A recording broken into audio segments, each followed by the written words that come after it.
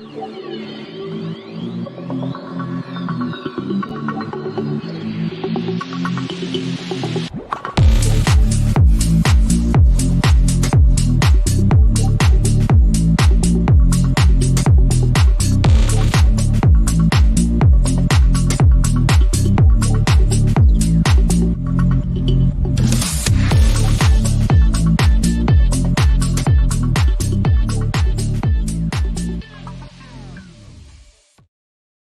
very good evening, and we are back with another episode of Friday Night Football. And today it's myself and Ravi, two avid United supporters. We are going to talk a lot about United today, and I'm sorry, guys, if you're going to have to listen about that, but we will give our opinions on other managers too. I think it's only fair that we talk about the Premier League as a whole. Sorry about that. We missed last week's show. I needed to take a little bit of a break. I've been doing so many shows. If you guys know and follow me on other platforms, you know that I have Cricket Fanatics magazine, and I do that daily shows over there too. So this is like an extra show that I'm just doing for fun with the friends and just chatting about football, because I do it every week anyway, talking on the phone till for hours with some of my friends about football. So this is the perfect show for that.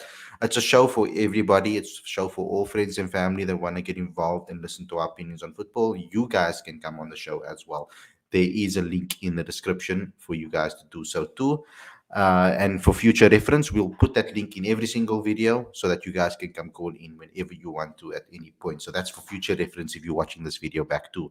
Before we get started, I just want you guys to remember that you need to subscribe to this channel, please. You need to click that notification bell as well for all future videos. We even have a little button there for you right there to do so too.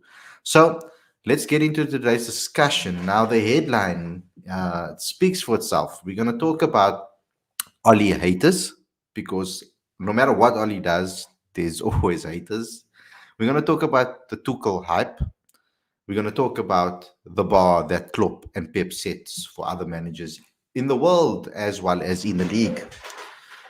First and foremost, welcome, Ravi. Good to see you again, brother. How are you feeling? I mean, after a good result midweek for Man United, I mean, it's going to be a quick turnaround.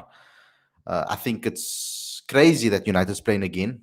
Early kickoff on a Saturday, even though we played Wednesday evening. Late game on a Wednesday evening. But we mustn't have any excuses. We have a big enough squad to be able to deal with that. But how are you feeling after the week's sport, and particularly the football results? Some of them actually going in favor of United, actually. Yeah, definitely. I'm absolutely thrilled. I'm very excited of the fact that we're playing Everton first up on Saturday tomorrow. But back to the game on Wednesday night. Honestly speaking, my brother-in-law unfortunately couldn't join us this evening. I was adamant that it was going to be a draw at best because it seemed that Ronaldo was the one that's sort of scoring all the goals. Everybody else had some half chances leading up to that match. And Bruno hasn't really been firing as well as we would have liked him to. I think he's just going through a bit of a rough patch. But an impressive win, nevertheless. I would say Villarreal, in terms of United's opposition in that particular group, were by far the toughest, especially considering we faced them in the Europa League final, which we won't really talk much about tonight. But effectively, uh, it, the young boys' defeat obviously upset the apple cart in a massive way. I think it brought us down to sort of a degree of reality. You might see an upswing now, now that we got that win under Villarreal under the belt. Yeah. And yeah, I'm looking forward to the next match against I think Atlanta's next up, and once again young boys. But tomorrow the focus shifts to Everton, and let's see what we can do. From an Everton point of view, Calvert Lewin hasn't really been firing for them. And Mhm. Tuchel has been playing quite well. But let's just see. Let's see what goes down tomorrow. Yeah, and I mean, I'm gonna talk about Ole Haters, and I think I'm just trying to find the tweet that I put out recently on this. You guys can follow me, obviously, Khalid Mohidin, and Ravi's Twitter handle is on the screen as well if you want to follow him too. But I put out a tweet after the game because I feel that nothing that Ollie does can go right no matter what he does. He can win 5-1, he can win 4-1, he can draw 1-1, he can lose 1-0, he can win 2-1 and last minute kick of the ball and still get slandered by fans completely. So I put out a tweet, and the tweet read, Oli makes subs, we win the game. Keeps Ronaldo on, he scores the winner. Some fans, Oli out, and it's all to do with individual brilliance. Players make mistakes to cost us a game. The same fans, Oli out, he picks the team. That's the reason why he must be out. So that's the reason we lost because picks the team. And that's hypocrisy from my part, I feel, personally, because which manager wins a football match without having any individual brilliance? Now, I'm going to take a. I get really irritated when I'm speaking about this because specifically the pundits that speak, the likes of Rio Ferdinand, the likes of some of the other guys as well that are speaking after the games. And I'm not talking about Rio alone because I love Rio's commentary and I love his channel as well. He gives some excellent insights. But generally, pundits speak about it and they talk like Peter Crouch talking about United and individual brilliance. And I'm listening to it and I'm like, so when Kevin De Bruyne gives a amazing pass, takes out the entire defense, and Sterling gets a tapping, is that not individual brilliance from the likes of Kevin De Bruyne? When someone like Aguero uh, wins the league in the last second of a match, turning the defense inside out, scoring a goal to win the league, is that not individual brilliance? When Cristiano Ronaldo scores a bicycle kick in the Champions League, is that not individual brilliance? Are you telling me that that's coaching? So I feel like it's a bit hypocritical because every single manager needs individual brilliance. Now, then I hear someone like Mark Goldbridge as well talking on the United Stand recently about possession and the way the Man United play with possession, for example. And he was talking about people in the fans. He said the fan base was saying that we didn't have that Oli was speaking. Sorry, Oli was speaking in his press conference about possession. That we controlled possession in the Villarreal team. We had majority of the possession, and we were just caught on the counter attack a couple of times, which I thought was an accurate view on the match. And the likes of Mark Goldbridge actually said, and I'm not calling nobody out here. I'm just giving comments on what I've heard on YouTube today when I scoured YouTube to go check out some videos. And he said, but that's not necessarily true. Just because we had 60% possession doesn't mean that we had all the possession necessarily because we were torn apart by Villarreal. We looked second best. A lot of scrutiny against Scott McTominay, who was playing in the six. And I don't know, maybe I'm just have blinders on or something, but I don't think that Scott McTominay necessarily played that badly in the six role. I felt that we did attack a lot more we were a lot more positive in our thinking with regards to passing forward.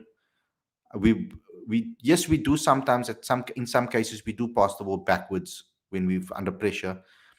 What I do think United's problem is that these new bunch of players are not passing the ball quick enough and understanding each other's game fast enough.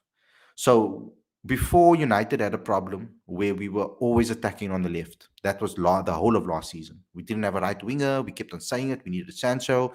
It was something that we spoke about continuously, over and over again. And it was a continuous problem that we had, and that's what they spoke about.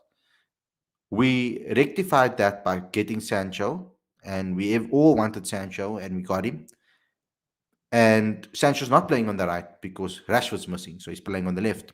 And Greenwood's having a great time on the right again. So most of our attacks are coming from the right now because our left side is looking a little bit weaker because Pogba was playing on the left as a winger in the beginning of the season. So my issues with United are the quick passing between the lines. We need to pass the ball quicker. We are, and Ollie said it in press. Now I don't know which post match interviews people are listening to, but Ollie's been saying because people say they don't like a lot. Some guys say that oh no, they don't like the way Ollie talks about football. He's so basic with certain things, and he doesn't talk tactically enough. I mean, I don't know. Yes, and Tuchel's the type of manager that will speak with more tactics, and Klopp will speak more tactics, and Pep talks about tactics, and Ollie doesn't talk about tactics. He just speaks about quick passing football, etc. And this is what we need to improve, and this is what, and basic things that he says. I don't know which manager would like to actually speak about their tactics in a press conference and why that should happen and why fans demand that. But there are certain things that he says that you can read between the lines. For example, I did listen to some post-match press conferences, especially in the one against Aston Villa where he did mention it. He said, um, even even in the match against West Ham, sorry, when we beat them 2-1, he said we need to stop doing this where we're going behind. He said it quite a bit, but and then only responding. There's a problem within this in the team, in the current team, that's what they do. They go down one and then they want to respond. Same thing happening against Villarreal. They only responded. I see a lot of people talking about the Teles goal against Villarreal being individual brilliance. That was a move that was practiced in the training on the training ground. Yes, the volley might have been an individual brilliance from Teles the way he executed it, but the aim of that was to get the ball to Teles so he could take a shot on goal. It just fell beautifully for the volley, but it was worked out on the training ground. I actually heard a playback of it. I saw a video on TikTok of that goal in the crowd. Bruno passed as soon as Bruno kicked the ball. I heard someone say in the crowd, "What the fuck is he doing?" Like I heard someone say that in the crowd, and then they crossed the ball and he volleyed it, and then it went in, and everybody went berserk. So, like, I mean, people are. I feel like we are very reactionary as fans. I think there's a massive group of fans, and I think maybe rival fans add to it too. They have this. It's a scapegoat for anything bad that happens to United. Like Ollie's not allowed to fail. If he fails, it's all his fault. But if he succeeds, then it's his fault. Then it's not his praise that he gets. I feel like saying individual brilliance. It's almost like a I don't know what it's. I think it's a myth because no team in the world can win football matches without having individual players perform for them. If you look at any team in the Premier League, look at Chelsea, a good example. They're not creating for Lukaku. If no one's creating for Lukaku, they don't win matches easily. They lost to Juventus. Juventus has had a difficult time currently. They've not been in the best of forms recently. Losing to Juventus in the Champions League Chelsea fans should be very upset about that. I feel I would feel upset about it. Um, and you can see Tuchel has a certain style of play. They say, and United doesn't. United does have a style of play. You can see it when we turn the ball around, how quickly we counter attack, how quickly we pass the ball. We don't play counter attack in football. And people can't tell me that United is still playing counter attack in football. They'll be lying if they say so because we dominate possession in most matches that we've played. Maybe against the big teams, we haven't played a big team yet, but maybe against the big teams, we will revert to that. I don't know what he's going to do this season, but I know last season when we beat City twice, 3 times or whatever, we played against other teams. We played more of a sit back and a counter attacking football. But to say that Oli doesn't have any tactics and to say that he doesn't have any style of play, I think that's hogwash. I think it's total bullshit. Because personally, for me, I think that the way Oli, you can see it when the attacks when he does attack, when we turn the ball around, we steal the ball. There's short, quick passes. He tries to get the ball into the tactics is to get the ball as quickly as possible up front to our strikers and attacking from the wings. I think we need to maybe just hold on and wait for Rashford to come back. Then at least we have a balance where Sancho's playing off the right and Rashford's playing off the left, and we can attack from both ends. That is not predictable because last year we were very predictable. All the attacks came from the left hand side. People knew that Rashford and Shaw are going to link up. It's easier to stop. You could predict it.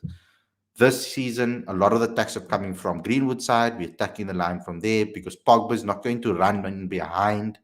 He's going to look for the cute pass. He's going to come inside. You can see Pogba actually doesn't sit in that left wing area. He hardly actually drifts into that section. He's always in. He's roaming in that final third. So there's a lot of things we need to talk about with United, and I don't want to make this a United show, but I think there's a lot of pointers. Yes, there are obviously some bad things that are going down with United. There are some negatives, But my God, I mean, when Pep took over the Barcelona job, he wasn't the most experienced manager in the world either. And he was given a world class 15, 20 players to work with that had a winning mentality already, that were born and bred to play that type of football, that played, I mean, there's certain players that played with each other in the academy since long, so they understood each other's games. I mean, Xavi and Iniesta basically knew where they were, which each other were throughout the game. I mean, they have eyes in the back of their heads when it came to each other and knowing each other's games. So, I mean, that was a very special team. And maybe when you look at Pep Guardiola without the money, does he still win trophies without the amount of money that he spends? I know that people talk about United spending a lot of money. Oli hasn't really spent that amount of money if you look at it at the amount of players he bought with the money that he has. I look at that too. For example, City spent 100 million on one player. United has spent 250 almost on four. If you're going to include Heaton as one of those signings, so it's money well spent. To be clear, City spent 100 million on the wrong player. That's I don't know, man. I think although my brother-in-laws, they will tell me I'm a big Grealish fan, which is also true. But 100 million, Jesus, that is overstated. That's an overstatement of note in terms of value. My God, what were they I mean, thinking? And can you imagine? I Sorry, think I have Grealish to can bring still this come up. good. I think he will. He definitely will. But it's amazing what a game of fine margins, the transfer market or transfer windows, how they work. If they just played the waiting game, if they waited another 24 hours, they could have possibly landed Messi. And that's the thing that boggles my mind. To see Ronaldo back in the Premier League is wonderful. But to see Lionel Messi potentially coming to the That Premier would have League, been that would have insane. been insane. Then that But City United game. I'm happy it didn't come for one reason because I'm not a big Barcelona fan. I've never liked Barcelona. I don't find I don't like this that style of football personally. I appreciate it and I understand it. And even being a Dutch fan, I know total football. I think total football is a little bit different to tiki taka football. For me personally, I see a difference between the two styles of play. So I haven't been really a big fan of Barcelona. I've been a fan of certain players. Like I'm a big Iniesta fan. I love Iniesta. Like I think he's one of the best players, midfielders that I've ever seen play, besides Paul Scholes and Zinedine Zidane, etc. But obviously they're different types of midfielders. But Iniesta, one of my favorite players of all time. Actually, I've always appreciated his way of play. Ronaldinho. I mean, let's not even go there. That man was a genius. So for me, I really love Ronaldinho as well. I mean, Puyol, top class player. I also liked him a lot. So there are quite a few players that played for Barcelona that I really, really, really enjoyed watch play, etc. So, but when I look at that, I'm not a big fan of Barcelona's style of play, generally speaking. So, um, yeah. So when I look at it personally, Messi. I never really liked Messi because he was playing for Barcelona, and they obviously completely destroyed us and humiliated us, so that made me dislike him more. Plus, I'm a massive Ronaldo fan, so it's like a rival. It's like going between it's like fighting between Tupac and Biggie. You know, you just have to enjoy both. Yeah. Just enjoy But both. you know what? I've got no issue with Messi. Recent beings I saw them lose 4-0 to Germany at Cape Town Stadium 11 years ago. So They so don't I speak was about that. My friends doesn't want to remember that. no, I remember I saw shame the late Maradona. It was good to see him from a distance, but shame I remember he was most upset Yeah. after that. But yeah, With I mean That young Germany team. the young Germany team. We were talking. My With brother-in-law and I were Ozil. talking about it. That's when I fell in love with Ozil, eh? Ozil was brilliant, man. That guy Ew. made a tournament. Him That and year, I Muller. told my Sure. mom, please, my mother went to Germany the year after. And I said, please, whatever you do, you don't have to get me anything. Just get me an Ozil The shirt, German top. please.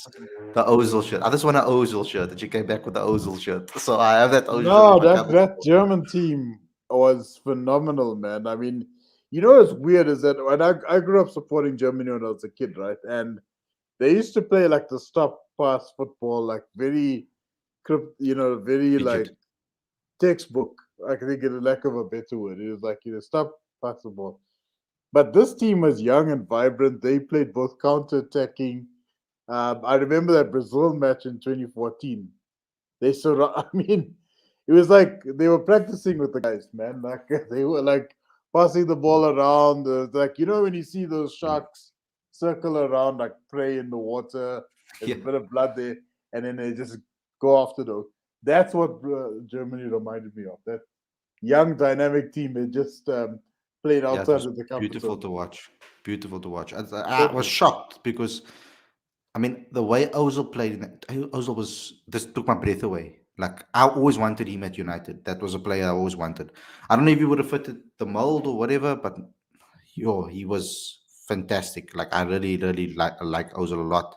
I mean, the way his career's gone, He was awesome first year at yeah, Arsenal, though. He was pretty good. The yeah, first year at Arsenal, and suddenly just took a bit of a dip after that. yeah. So yeah, so I'm talking about Lionel Messi. I mean, seeing him in the Premier League would have been good, nice, but not seeing him playing for a rival. So I'm enjoying it that he's not in the Premier League, so I can enjoy Messi for a change, and not because I've always rooted against Messi whenever I was watching him play. So I always used to support either Atletico or Real Madrid, not Barcelona. So I'd always not want Messi But to perform, of course. do you think PSG's got enough firepower though? I mean, because with Messi going across, obviously he adds. He's there with Neymar and I think they who do. else? They just need to. I feel that PSG just need to fall into the Messi camp and just like embrace him into their tactics a lot more. I feel that Messi will settle in. I think he had a little bit of an injury and a knock, so Mhm. you will settle into that team, and the team will learn how to play with him. Messi is the type of player that I feel you need to build a team around. He's not like a Ronaldo that can play probably in any team. Do you understand what I mean? You need to actually play a style of football that suits Messi. I think personally, So unless you just I will take what you said just now about PSG and Messi and adapt that to United because I think they're still building. They're still building their capabilities. Yes, they play a certain style of football, fine. But with Ronaldo coming back in, it does change the mix up. It does upset the apple cart to a degree. I I think thought the it same was, thing. yeah. But you see, with Ronaldo, he's a striker. Messi's not a striker. Messi makes play. He scores goals, yes, but he's involved with a lot of the play. He likes to pass and move. He likes to pass and get the ball back. Whereas Ronaldo can get at the end of anything and just finish it off. He's become that type of player right now. We saw him double on the wing a little bit against Villarreal when Oli told him to move out and go wide and mix it out. Actually, he scored I the I goal from the actually right. yeah. So that's the thing, and the thing in Ronaldo came good there definitely. But I actually felt bad. My brother-in-law said I was actually very brutal on Greenwood because I felt Greenwood was a bit too greedy, especially against Villa last week. Where Now, you you know, definitely against Villa, he was he was greedy. hungry, man. Like, but I like that. It's a good attitude to have. But the problem was, you got a guy like Fernandez that's open. No Pass the defenders are ball. marking him. Yeah. There's no defenders. How on earth do you not mark like the top goal scorer for But United? we're seeing it now, Ravi. The problem with United right now is we're not creating now enough. We're not creating enough clear cut chances for Ronaldo. But Like we're for not using me, our heads, man. That's the problem. I think there's some. What do we say in the Proteas camp? Brain farts, right? yeah, So there was a. You talked about the left and the right. I found that with Sancho going on the left and Guerrero on the right, that wasn't actually a bad thing. But I found that the guys weren't making the most use of the ball when they got into the box. yeah. You They see, were I making think all the that decisions. like Oli said in some of his post-match interviews, he said that we're taking too long to make decisions. We That's what I feel with United. We get possession, we move the ball, but then we get to the final third and we allow the opposition to come back into their block and defend against us. So then it's too late, and the people are too hard, too difficult to break down at that point. And United's problem before Bruno came was that we couldn't break down those high block defenses. We couldn't break them Yeah, down. The low but that's blocks, sorry, the low because back defenses. because So we put too much emphasis on, well, not emphasis, but we entrusted too much on Rashford and Martial to bring home the bacon. Sorry, excuse the pun. To bring home the silver. You know, like they would constantly miss. They would hit the post. They weren't really doing anything. In fairness, and Rashford had a phenomenal season up until I would say January.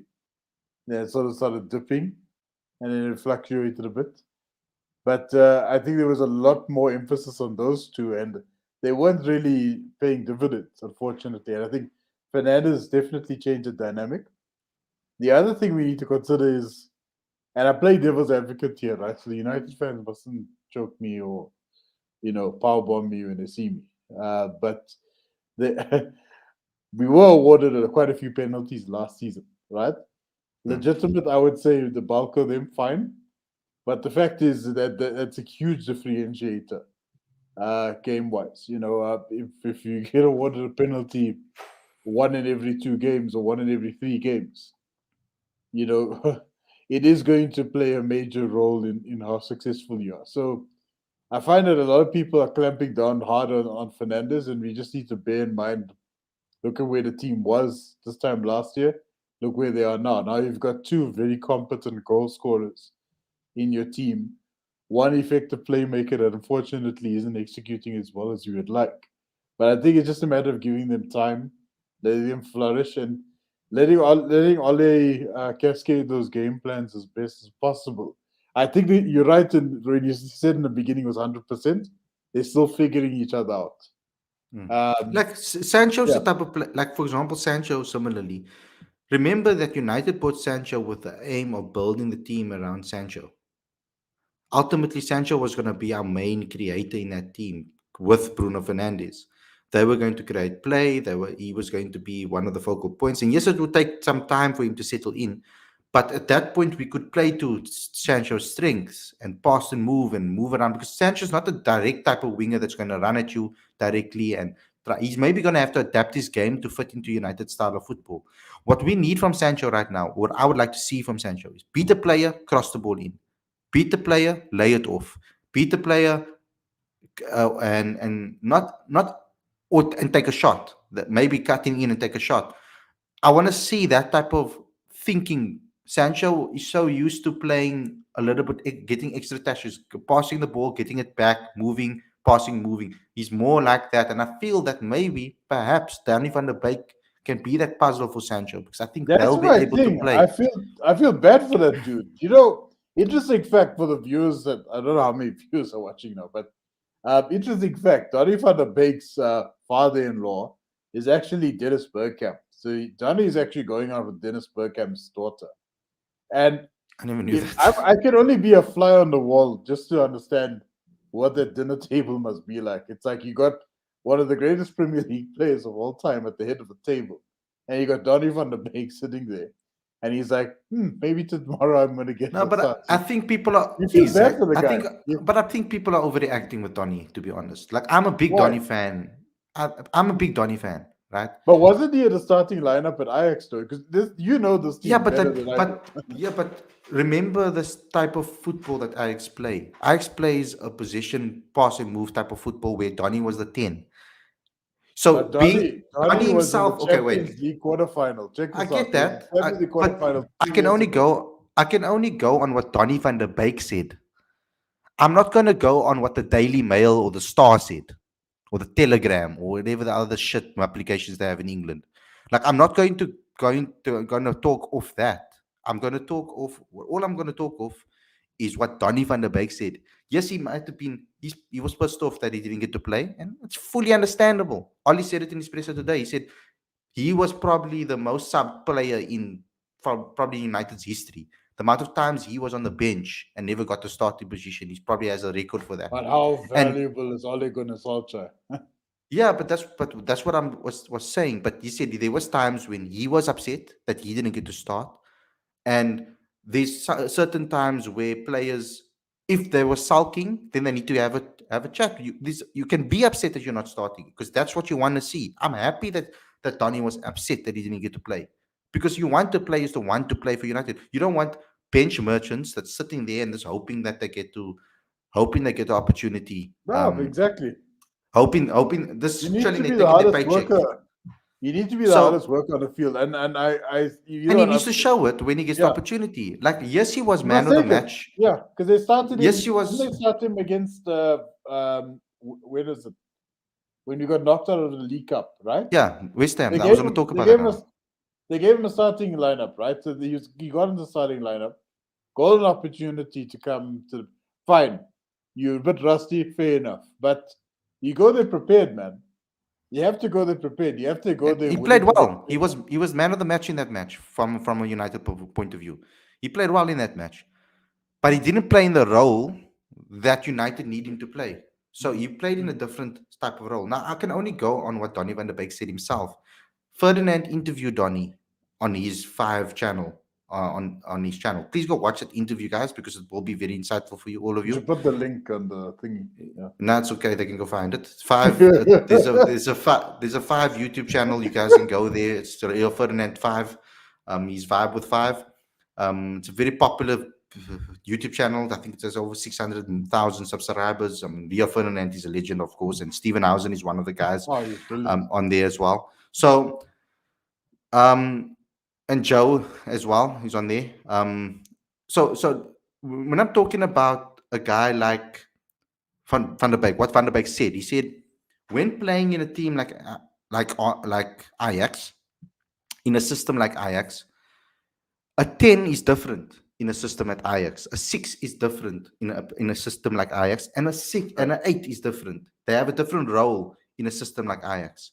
United's 8, 6, and 10, there's There's a a different difference. requirement needed for United's style of play and for the Premier League.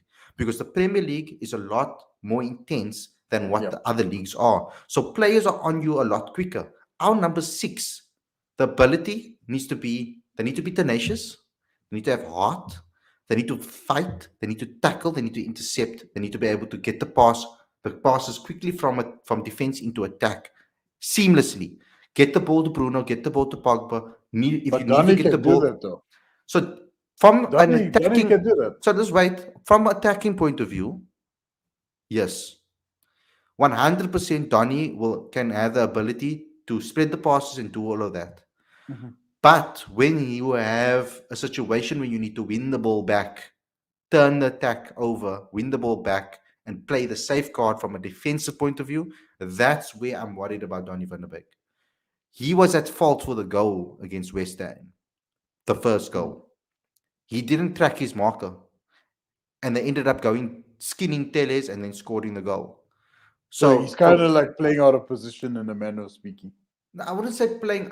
He needs to. I feel to play 6 in the Premier League, he needs some time to play. So Yep. there you can have an argument and say Ollie needs to play more. But if you have someone like McTominay in the side who has that attributes that you need, so United, if they have a person that can break up play, so I don't Mhm. see Donny as a breaking up play type of player. If Donny was an 8 with a 6, then I would say 100% Donny must start every He game can do it. because Pogba is not playing well every single game. He's having off days. Sometimes you Yeah. need to drop Pogba and bring on Donny. But in the 6 alone, sitting there protecting the back four, I don't see Donny as that type of player. Transitional play, brilliant. Quick passes, brilliant. Yes, he has that ability, but then you need to play him with another defensive midfield. Then you have to play a different structure. You can't play a 4-3-3 with a holder.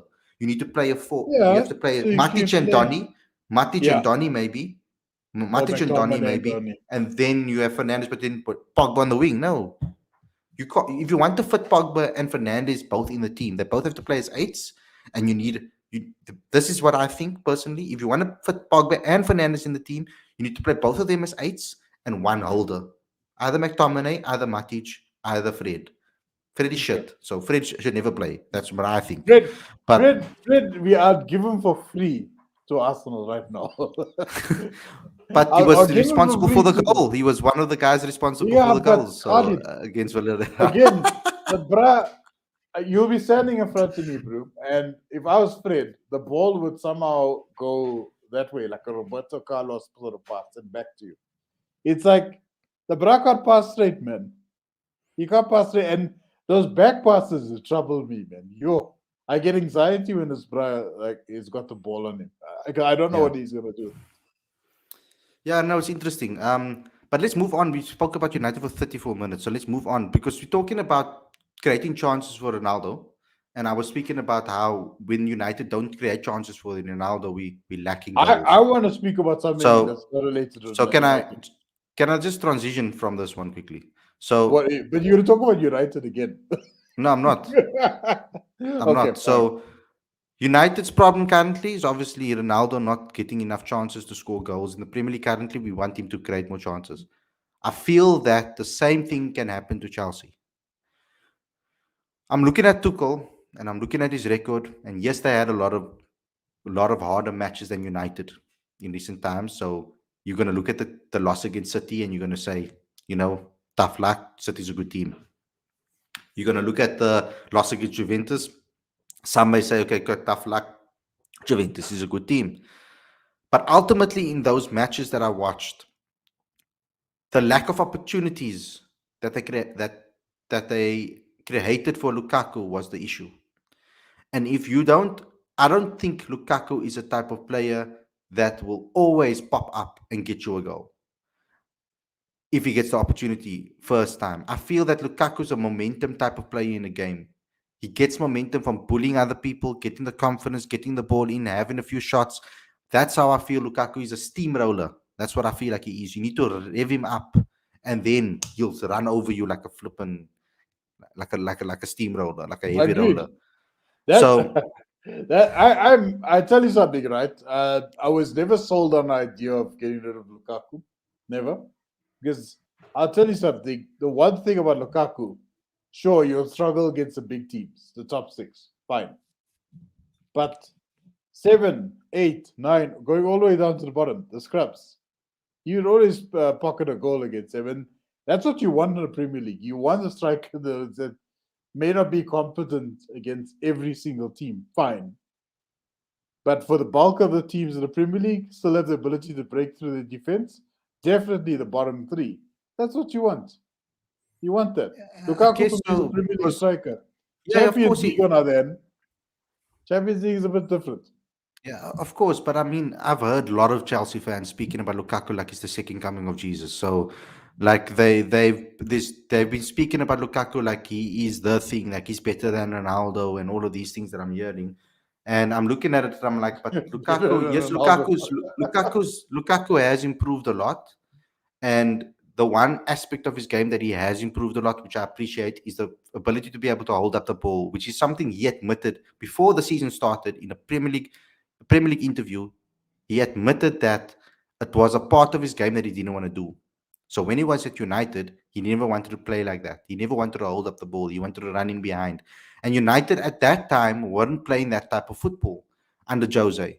They weren't playing a type of football where they pass the ball behind the lines and let him run after it and let him run at people and those type of things. Jose was a very pragmatic type of footballer. So yes, he was successful and he got goals against the lesser teams at United as well. He's always going to do that. At Chelsea, Tuchel's going to expect him to take the games against the top teams as well. People were tipping Chelsea to be the best team in the league this year and to win the Premier League. Then they need to go and beat the likes of Chelsea. They need to go ahead and beat the likes of Liverpool. They're gonna have to go ahead and beat the likes of United when we play them. We don't know what that game's going to be like. I feel it's going to be.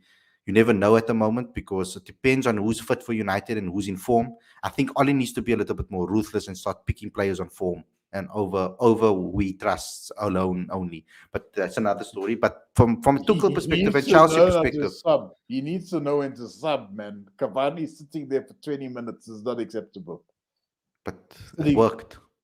No, fine this time. But I mean, Cavani is like, okay, what's the 71st minute? Cavani is Yeah, but 41 Cavani was minutes also in. coming back. Remember, Cavani was also coming back from injury and from all sorts of things. He needed to But it's ease Edison Cavani into the Cavani. side again. Yeah. Yeah, No, but no, the sub you that he can't made rush a this time player. around. As at his age, you can't rush a player into a team. Yeah, but still, Or man, as it's well. You need to Edison think about Cavani. that as well. But anyway, let's talk about Tuchel a little bit. I want to talk about Tuchel's because a lot of people, obviously, people compare Oli to the other managers in the league. So Tuchel is one of them, and people are going to like, look at Tuchel. He won a Champions League in his first half season at the club, and all of those things. It was one of those situations where people spoke about you. Oli, when he took over the job, that everybody was in a honeymoon phase. Could that possibly be the reason when Tuchel came in, that they were kind of in that honeymoon phase where they just went on a run and they had a squad to compete already. They had a Mhm. squad to be able to win the Champions League. They Yeah. Let's not deny that they spent over 300 million that season, I think it was, and on Havertz and Werner and all of these players, Mhm. Thiago Silva were And it all of worked. these players, and it worked. And they had Yeah. Kante. I think Yeah. Kante is such a pivotal player in that. Kante is one of I the best. If love Kante, I man. love Kante, like if I could have him in But, United, I'll take him in a heartbeat. Like but he's not so, he's not clicking for some odd reason. But anyways, no, back to no, he Tuchel. was. The thing is that Kante wasn't in the. Remember, Kante was injured, so he Mhm. came back only recently in the last couple of games. So Kante Kante just needs to get his fitness back. It's like that with any team, but now when it comes to United, then everybody throws their toys out of the cot because United sells papers. So with Chelsea don't. I personally don't think Chelsea play the most amazing football. I don't look at it as attacking, flowing, like the type of football I want to see United play. The United way, in my eyes, is we tire teams out. We attacking till the end. We just wave and a wave and a wave of attack. That's what I want to see from United down the line. Crosses coming into the box, tipping balls over the through balls through to Ronaldo, counter attacking in certain areas. A free flowing style of football. That's what I want to see United do. Chelsea doesn't play that type of football. I see Chelsea as a very rigid type of style of football. They have wing backs that can cross the ball really well. Um, they don't have these attacking flying wingers. They've got very technically gifted, creative players. They pass the ball around, keep possession, move the ball around, find an opening, and then they kill you off. And that's what they needed. They needed someone that can be the last piece of the puzzle to finish off those chances. But as soon as you see, if they don't create chances for a guy like Lukaku, they don't score goals. It's as simple as that. They will score goals if Lukaku's is involved in the game. If Lukaku's not involved with the game, it doesn't. I feel he's like the piece to that puzzle at the top that just clicks the team together. So they also need to learn how to create more chances for their striker. So Tuchel's a brilliant manager, and I agree. I like his ruthlessness and the way he is as a manager. But I feel that he is being overhyped in a way, a little bit. I think people are going quickly, too fast, too quickly with regards to the praise on Tuchel. I think see at the end of the season, and then we can really see Yeah, what it's like. remember, I agree. I agree. Look, I think you must remember as well, it's also about context. So I think you hit the nail on the head that there was a honeymoon period, and Tuchel was a fundamental part of that. And I think it's got to do with the fact that when Lampard was exited from Chelsea, Tuchel basically turned around that team and they started getting better and better over time, started getting better momentum and started beating top opposition in the Champions League. But Yeah. the problem is, again, and I think there needs to be a disclaimer on this. There needs to be there's a common misconception that Champions League and Premier League are the same kind of formats in a manner of speaking. It really isn't. It's a blended format in one. And the Premier League's all over. It's actually more of a marathon.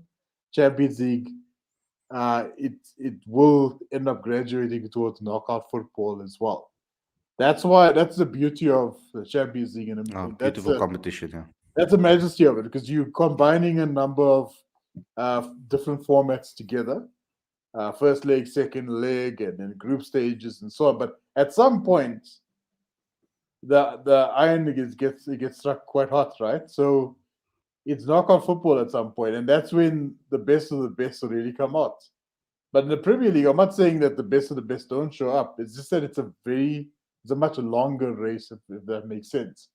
Uh, you won't. There will be days where Ronaldo's not going to be at his best, right? Believe it or not, there's going to be days that Lukaku's going to hit the crossbar. There's going to be days that Ole is going to be ostracized. Arteta, look at the way they started the season, right? Thankfully, they got some wins under their belt, right? And I better be careful what I say until the time we end up playing them. But Thankfully, they went off to a rocky start. People were talking about these guys getting relegated. Look at the Premier League now. I never thought in my wildest dreams, Khalid. In fact, I don't even think Danny Welbeck in his wildest dreams would ever have thought that he'll be in a team that's in the top 10 of English football at the moment, right? Brighton's Brighton playing is six. beautifully. They're playing beautifully, right? Their coach is brilliant. I always forget the bra's name, but Potter. Brighton, yeah, Brighton, Brentford are playing well. Watford are playing awesome. And I like to see. I'm enjoying what I'm seeing at the moment. While I'm a United fan, it's good to see the smaller sides not, uh, serving as whipping boys, saying, uh, there used to be a time where like a team like Crystal Palace would basically come out, be promoted to the Premier League, and we would know for a fact they'll be relegated at the end of the season. Norwich. Yeah, like well, okay, sad but true. But Norwich unfortunately falls in the category. But look what happened to Sheffield United 2 seasons back, right? Yeah, you're Nobody right. thought in their wildest dreams that they would sit on the top 10. I think Dean Henderson played a major role there as well in terms of their success. McGoldrick as well. But coming back to this season, you got Villa playing well, you got West Ham playing well, you got Brentford playing well, you've got Watford is Watford playing playing well. some excellent football. There's this kid named Sar. You must check him Yeah. out. Sar, No, brilliant he's in my player. fantasy team. Yeah, me too. Mm. Yeah, me too. Me too. No, I've been tracking him because United were interested in him before they got Sancho. Really? Oh, When okay. yeah, so last season when we were going in for Sancho, there were a couple of right wingers that were on our list that we were looking at, and Saul was one of them. So that's when I started keeping an eye on him. He was excellent in the championship. No, definitely. And what's interesting is that I remember a season back, we were all like, "Watch out for Bill's Leeds United. They're gonna come for blood and they're gonna win the Premier League." And now these guys are at risk of relegation, right? Of all the teams, and they've got one of the best strikers in the league. They've got Patrick Bamford, right? They'll Who come would good. ever thought? I Hey, you can't I don't? can't not believe in Leeds. Leeds play too nice football to want me to. They need to stay up. No, they do. I They love need their to. attacking style of play, Yeah, but I love they watching them play, play. they play beautifully. But I mean, they're at risk of relegation at the moment. But Newcastle. there's an example. Okay, yes, they don't have the same star players like United, but there's a good example of you can play beautiful football and not get results. So United need to decide what they want first because I think there's a little bit of a there's a little bit of a waviness between the fans. If they want results and they want to play good football at the same time. But I feel like what is the most important thing right now? Winning matches or playing beautiful football? Yes, we should be able to play both, but then you need to give Oli the time to be able to allow his players to settle in and play the style of football that he wants to play. We played 4-3-3 for the first time against Villarreal, and I don't even know how many years. And Ollie's been talking It's about he been a wants long to time. play 4-3-3. It's been a long And time. I mean, we've been talking about that. And yes, with Wan Bissaka in the team and with Luke Shaw in the team, look here, Harry Maguire, I think. And Varane in the back line. No. Varane is number one on the team sheet. It's just not. I'm just talking about what never happened, who didn't play in the Villarreal game. So Varane is obviously number one centre back. I feel that anybody you put next to Varane, you'll make them look better. So I think that Maguire's captain, unfortunately, so you can't really drop him necessarily. But I think that position is interchangeable. Whether you put Bailey, um, Lindelof, or Maguire in that position, next to Varane will make them look like kings, either of them. I think that's how good Varane is. I But think I'm he has a saying lot of the work to counter. make Lindelof look like a king. No, but I mean, Lindelof didn't play necessarily. Lindelof played a lot better next to Varane than he played on his own when he was playing next to Maguire. Oh, Like Maguire definitely, and Lindelof definitely. don't complement each other at No, all. Like they they're on don't. their They're too own much. They're too planets. similar. Yeah, No, they're too similar. yeah. No, they do their own Because thing. the way they want to pull the ball up, the only difference between Maguire and Lindelof is maybe the height, headering ability. But you don't need that if you have Varane next to, because Varane is a very good header of the ball and he's a very good reader of the ball for crosses coming into the box. So he actually fills Lindelof's weaknesses. They could actually be an amazing pair for United. Actually, I feel. But ultimately, Maguire is the guy, so Maguire is going to be. Maguire still has that one mistake in him, but I think the attacking Wan-Bissaka would have never been skinned the way Delo was skinned in that match. Luke Shaw would never have been turned around the way Teles was turned around in this match on a defensive point of view. On the attack, yes, they're good, but even with Delo, I think people exaggerate how good Delo is at attack.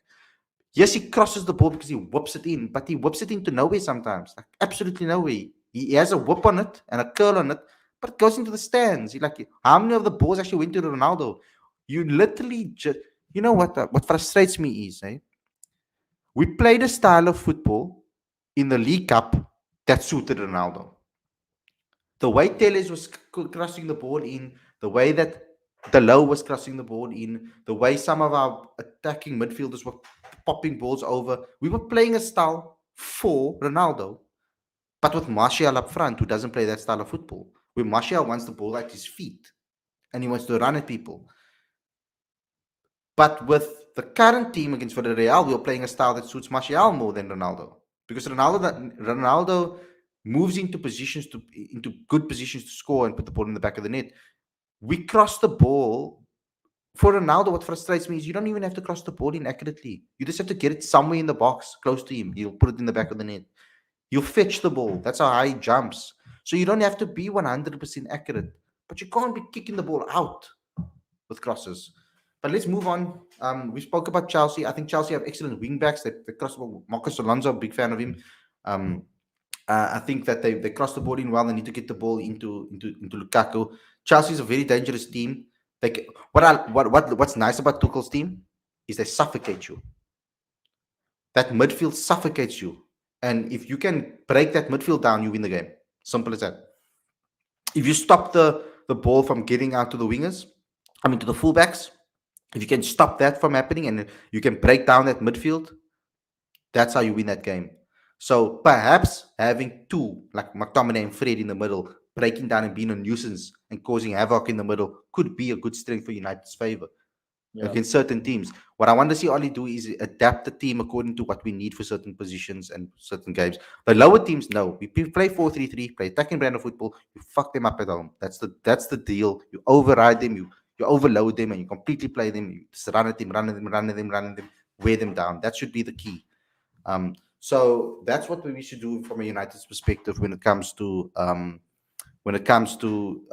lower teams. But against the bigger teams, you can play a little bit more strategically.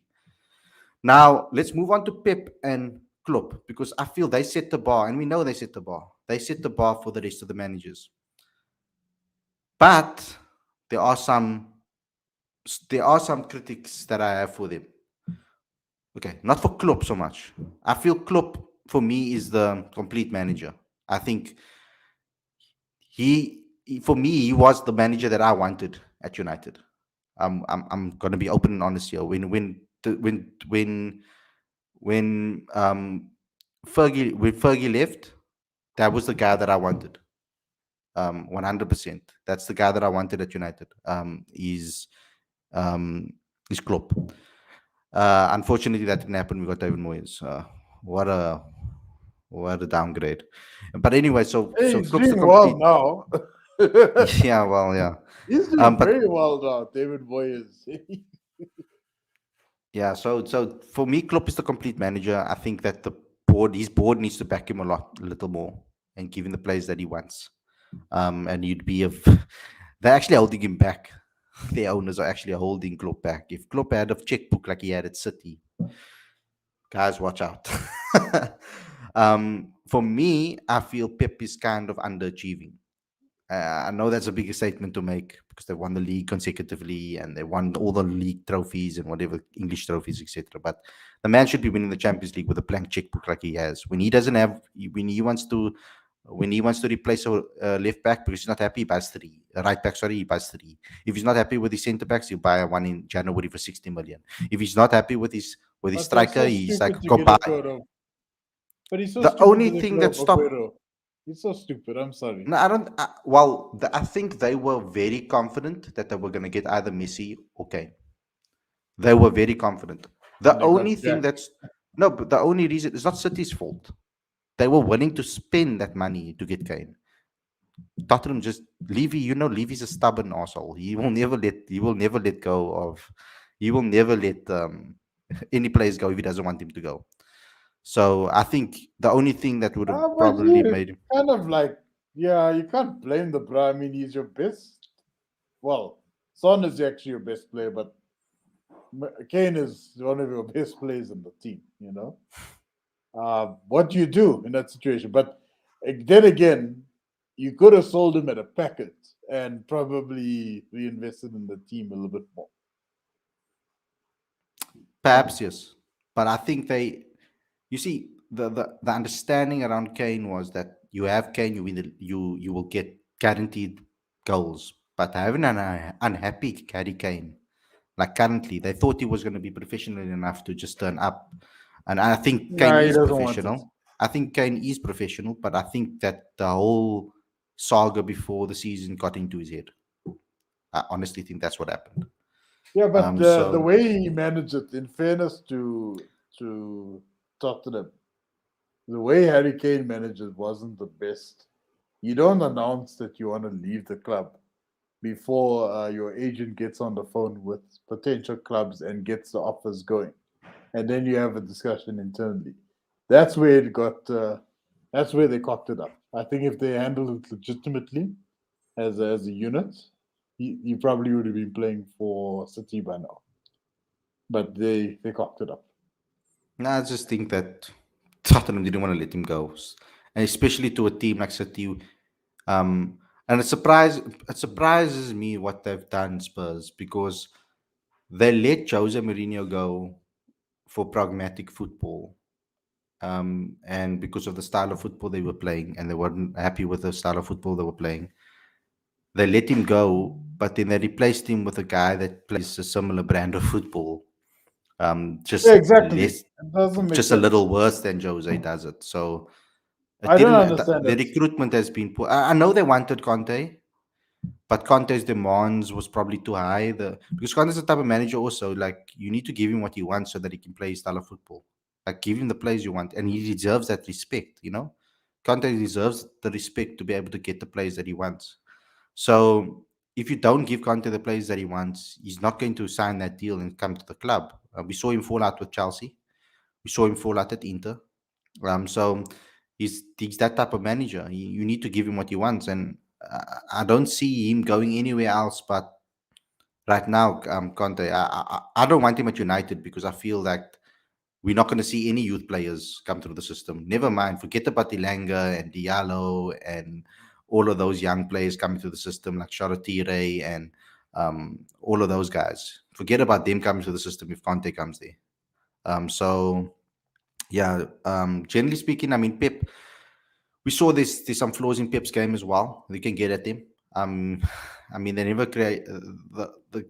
There's some games where they struggled. Obviously, they lost a game this season already at the beginning of the season. So City's also struggled a bit. They've also looked a bit shy of themselves. I feel that you can get at them.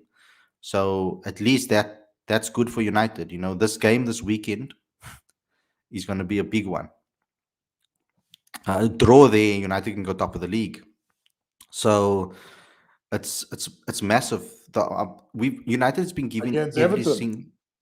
Yeah, if we beat Everton, we go top of the league. If City draw to We're beating Liverpool, Everton 2-1 tomorrow. yeah, I hope so. I hope United play with. I Listen, hope. I listen to hope us, that. Ravi. I hope. We should with the amount of injuries that Everton have Mm. too. But I hope that Oli plays a. I think he needs to be more ruthless. Ultimately, that's You'll what I want to be see from him. for me. Everton's danger man has been Dokor this season so far. Yeah, But correct. sorry, is it Dokore? My apologies. I But don't know yeah, if it is. I That's how know I that know. That's how I your pronounce it. Sorry. your brother there in Sky News. What's in Darmesh? Darmesh always says Dokor. But no, I think he's a danger man tomorrow. As I said in the beginning of the show, Calvert Lewin, he has been firing off all cylinders as I would have liked to have seen him from the FPL point of view. Uh, yeah, so I think tomorrow is going to go It's handsomely in crazy, eh? favor of United. I mean, if you look at the teams that are doing well and then look at the teams that are doing poorly, A lot of the teams that are struggling to score goals, mainly obviously, is because of creation for the strikers. So it's showing what that the Premier League is a difficult team, a difficult place to create chances. A lot of the lower teams, they defend so well as a unit strategically that it's very difficult to break them down. And you, whereas the other teams, the top teams, they tend to be a little bit more open, and they tend to be a little bit more easier to get at. Like ultimately, Leeds plays that style of football where they allow you to get at them. They open up and they allow you to get at them. But yeah, Ravi, let's wrap it up. What's your final thoughts on Pep and Klopp? What's your thoughts on them as managers? And give me your insights on Chelsea and City, basically. I mean, on Liverpool and City, basically. Look, Klopp is brilliant. He's a fantastic. He's a master technician. I agree that if he had the same checkbook that Pep, I think they would have cleaned house. I remember years ago there was a bit of a handshake, and that caused a bit of a stir between Mbappe and Jurgen Klopp, and everyone was like, "Oh, yeah, it's definitely going to Liverpool." But the fact is, Liverpool will never pay 180 million euros for a player. I mean, you'd be lucky if they pay like about half of that for Grealish, and that never happened either. But anyways, long story short, I think Jurgen's a fantastic tactician. He just hasn't had the checkbook to sort of back up his style of play. I think the Van Dijk is going to find some form this season. That's going to be a huge turning point for the team. Trent is looking pretty good as well. And I feel that one of the main reasons why Liverpool did not defend their Premier League title as expected last season is the minute when Van Dijk went off injured. That changed the season completely for them. And I know they say you can't really bank on one player, but that for me was a major turning point. And I think And if it, wa- he and it stays wasn't on only the him, bench, eh? It was him, Joe Gomez, even Matip had struggled. So they lacked a Matip lot of centre struggled. backs. Yeah. Yeah. Yeah, definitely. And Jota, I think, was injured for a while as well. Can you Roberts got injured. imagine if United got an injury to Varane, Maguire, No, we'd be in Lindelof, trouble. We'd be in deep trouble. There's Jones, no and way. Bailly? Oh my lord, that I would be can't believe left. he's still in the That would mix, be man. left. That would be left. Yeah. He's still in the mix. But So if I learned the other yeah, day that Ashley Young is on the bench for Villa, I think. he Yeah, for started Spain. for Villa a couple of games actually at the beginning of the Oh, season. awesome! It's Yeah. good to see him back. But yeah, coming back to Pep, Pep is also an awesome coach, and I think we have to cut the guy some slack. He did win 3 Premier Leagues with the team thus far, and he had one this in when was it? 2019. Others get a vibe from the City teams. Like, I don't know, not City team. What I get a vibe from Pep teams is it's all about Pep. I get that vibe from it. It's Pep's way. It's Pep or the highway. It's like I don't know. Like I get the vibe. That's what the vibes I get from Pep's teams. It's a Pep team. United, for example, I love it is because the United brand of football, the United way, it outlasts anybody. It outlives anybody, and that's what I love about. That's why I love the club because I hope that they play to that, and I'm scared that if they drop Ollie and they get someone new in, that we might lose that identity that made us who we are. Yeah, we can't drop Ali now. This is too. I mean, we too in it. I mean, we rebuilt. We're getting on momentum. We got Ronaldo back. Yes, we're short of one or two positions, key positions, the CDM in particular. But I find that Ollie, you kind of need to give him as much time as possible. Yeah, sure. He's had what's it? When did he come on board? 2019. I Yeah, so it's mean, 2.5 seasons basically. 2.5 seasons. He's got another three. He got extension of 3 years, I believe. But I think he just needs time, man. Like I told you before, the Premier League is a marathon. You can't remember there was a time last year we started off badly. We got drummed by Tottenham 6-1. And everyone's saying, yeah, United aren't going to do well. But we ended up second on the log. And while, a lot of people say, but it's only second, consider the way we started. We had a draw and we had a loss against a team coached by Jose Mourinho, right? That rubbed salt in the wounds. And we had no business ending up where we did. But we did, and it happened more or less the time we brought in Fernandez, and And slowly dealing with the momentum kept it. pandemic too. I With a mean, pandemic, empty stadiums, bubbles, I don't we think ended Oli up gets enough second. credit, to be honest. You can't go on a run like that, come second in the Premier League, and people could say he doesn't have tactics. I mean, come on. It And might we not be the made it to the tactics that you final. like, Yeah. but it doesn't mean he doesn't have tactics. Yeah, and we were the favorites in the Champions League. Okay, I wouldn't say favorites, but yes, sure, we cocked it up against Red Bull, fine. But And against PSG the second time. and against PSG the second time. But we made it to the final against Villarreal, who was decent opposition in the Europa League final. Yeah, They're in the Champions League table with us. So yeah. not enough. I agree. Not enough credit has been given to Ali, and I think we should just pay the man his dues, pay the man some respect. And there are going to be some games that are going to go against us. Mm. It's early days. That's why I told you the young boys thing. Everyone was like, "Yeah, United are in trouble already." I mean, sure, we lost the first game. It was against a team we should have beaten, but that's the beauty of the Champions League. Sharif, with your friends in Sharif, they beat Real Madrid the other day, right? I, it was on Google. It was a trending item on Google, on Twitter. Where's Sharif There's a new in sheriff Europe? in town. There's a new sheriff in town, right? They Yeah. took out Real Madrid. Who would have ever thought that, right? I didn't even know who they were, but here we are. It's a Champions League. Everybody's got a stake in the ground. They want to make the most of the opportunity. Mm. Yeah. United, we've come a long way, man. And I think we still have a bit of a way to go, but we have the potential of actually winning the big one. Yeah. So, guys, thanks a lot for tuning in. I hope you guys enjoyed this episode. Please get more involved, share this with your friends and family. It's a Friday night football, so this is a night where we just lay back and we can talk and say anything. There will be some cuss words said on the show as well. Sometimes it slips out. Football's a very passionate sport. So that's why we've made it so late in the evening. So 9 o'clock till 10, or 9 o'clock in the evening. It's a late night show on a Friday evening. It's for people of a more mature age group, maybe. But, I mean, we can't stop anybody from watching the shows, but ultimately we're going to get a little bit riled up. We're going to get passionate. We're going to show our sometimes our bad sides on the show. So please just take it as it is, and forgive us for that if it does happen. But thanks a lot for tuning in. Hope you guys enjoyed this episode. Don't forget to smash the like button, click the share button, click that subscribe button too, guys. Click the notification bell for all future videos, and we'll see you guys again next Friday for another Friday night football show. Take care, everybody, and enjoy your weekend. I hope your teams win.